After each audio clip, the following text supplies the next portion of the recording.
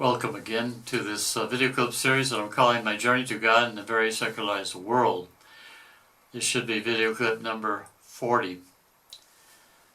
Toward the end of this meeting with this priest from Bergamo, Zanchi, that Cardinal Bassetti invited, he offered us also some new nuances on the theology of liberation, accusing the old church of the perversion of the religious idea of merit and the criminalization of frailty, the exaltation of merit.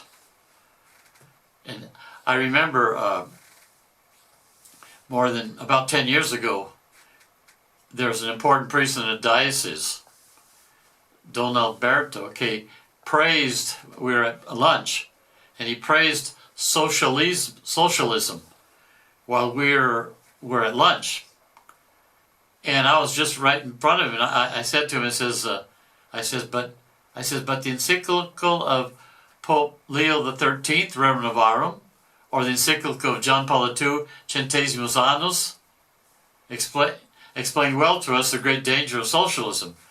And Father Alberto looked at me with a smile, as if I was not too illuminated or even an idiot. After two or three comments at the end of the talk of Zanchi, then they opened it up to let priests comment, and they passed the microphone. And after two or three comments of some priests, after Zanchi finished speaking, I also offered my comments. I was the only one that put up my hand to say, what's going on here, And I began to say, I didn't want to hit him like straight out, so I said it like this. I ask myself, I wonder if God gave us the 10 Commandments for our good or for our harm. I said, do we trust God or do we trust ourselves? Has human nature changed in history, and thus we must change the 10 Commandments because human nature has changed today with respect to the time of Moses and of Jesus? I says, Zanchi, spoke several times about resigning yourselves. It comes to mind, to me, the Gospel of Mark, chapter 10. The words of the apostles that were amazed and exceedingly astonished by the words of Jesus, which seemed too demanding. At that point, did he offer compromises with the morality of the world? And even the Gospel of John 6, when the disciples went away from Jesus teaching about the Eucharist, Jesus was even ready to lose his apostles. Will you two leave me? What this means is that it seems to me that there is a great temptation to lower the bar, also with ecumenism, to the point of putting first priority of gathering everyone instead of remaining faithful to divine revelation. Because Jesus said that I am the truth, and thus the truth does not change with the times of the world. And we must seek to understand the truth according to God, not according to the world. And thus there must be true harmony between divine revelation explained well in all the documents of the church, because the truth does not change, because it is God.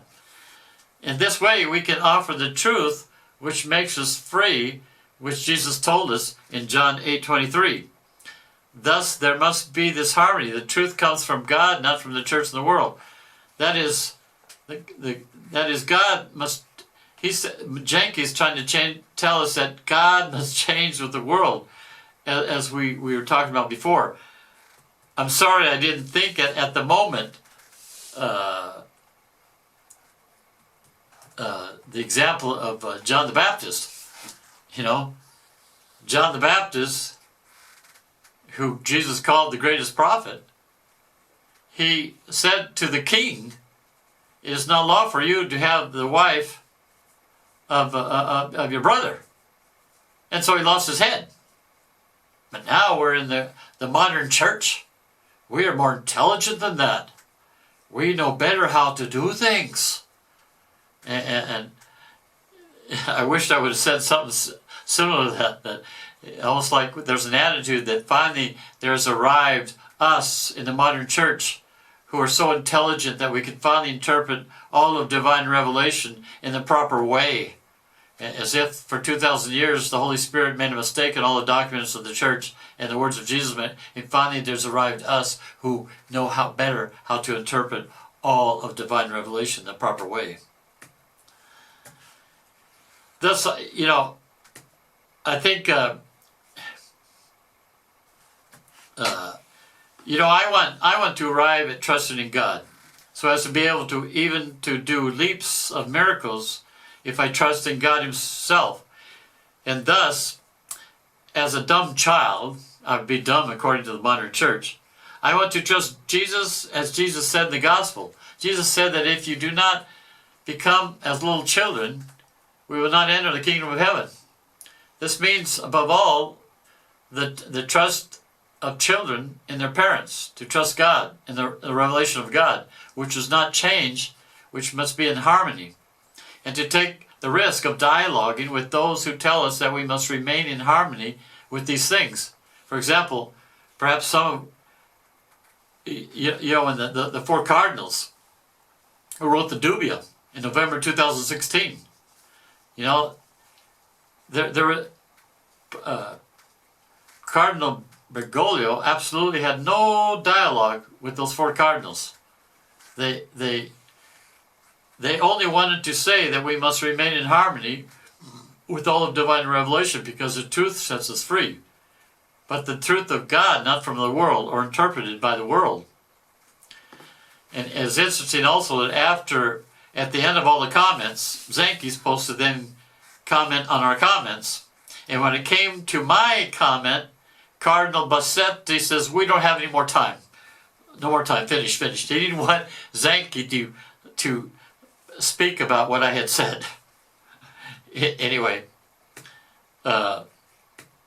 it's also interesting, I might add this too, that during lunch, after the meeting, we have lunch together. And Cardinal Bassetti came to my table twice. The first time, I was in the mood to just say it, you know what I mean? So the first time, I said to him that after I says, do you remember your comments 5 years ago at the beginning of the year that we spent on Amoris Laetitia? And he says, after I heard your comments, I went home and I wrote an article with the title, Forbidden to Speak About Sin. Cardinal Bassetti replied, I did not say that. Then the second time, he came again to my table, and I asked him, there was other 6 or 7 priests at the table, I says, why did you not speak to me first before taking away my parish at Lisciano Nicone? After more than 10 seconds of silence, Cardinal Bassetti finally replied, oh, I don't remember. I'm amazed. They're so brainwashed. They look at me as someone out of the museum, and they're not even able to understand what I'm saying, even though that was taught. What I'm saying was taught for 2,000 years in the church. The poor priests today are so brainwashed. And in September 2014, a priest in my diocese of Perugia committed suicide. And Cardinal Bassetti decided to put aside the topic of our monthly meeting to talk about this. And many young priests lamented at that time the lack of maybe the support of the Cardinal. I then got the microphone and I spoke before more than 100 priests present and the Cardinal and a couple of bishops and told them that I took the advice of Archbishop Fulton Sheen 14 years ago to spend more than an hour every day in church before the Eucharistic Lord in the tabernacle. And I said that from that time on, even though I live alone, I never felt any loneliness whatsoever. I told them that when I suggested this practice to 20 priests in our diocese, all of them said that they did not have time. I responded to them that if I do not spend at least an hour with Jesus in the Eucharist every day, I end up offering to people a poor priest, Father Joe, instead of offering them Jesus Christ. I also said to the priest and Cardinal Perugia that we forget so easily what we say during the liturgy of Ash Wednesday. Remember that you are dust, and to dust you shall return. And we priests think that we are the saviors of the parish instead of Jesus Christ. The saints spent as much time as possible on their knees before the Eucharistic Lord.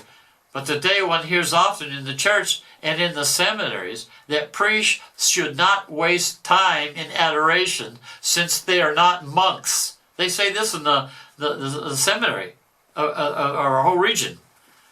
Today, the heresy of action is frightfully spreading quickly, in which there easily predominates the devil of organization. These are the words of Pope Pius XII. And then he continues, while our union with Jesus and Mary diminishes, and the true spiritual fruits diminish accordingly. At this comment, Cardinal Bassetti came to it's interesting when I said that was another meeting. It's interesting to understand the confusion here. He came to my table at lunch afterwards, and it was in that atmosphere of mourning for the priest that committed suicide, and he actually thanked me for what I said. But a couple of months later, when the topic of our meeting was evangelization, I again talked about the importance of the Eucharistic adoration to have true and lasting fruits in our evangelization, as the saints showed us. This time, Cardinal Bassetti interrupted me and said my comment has nothing to do with the topic of evangelization. 3 years later, Cardinal Bassetti eliminated our traditional half-hour of adoration at the beginning of our monthly meetings. May God bless you, and Mud and Mary guide you.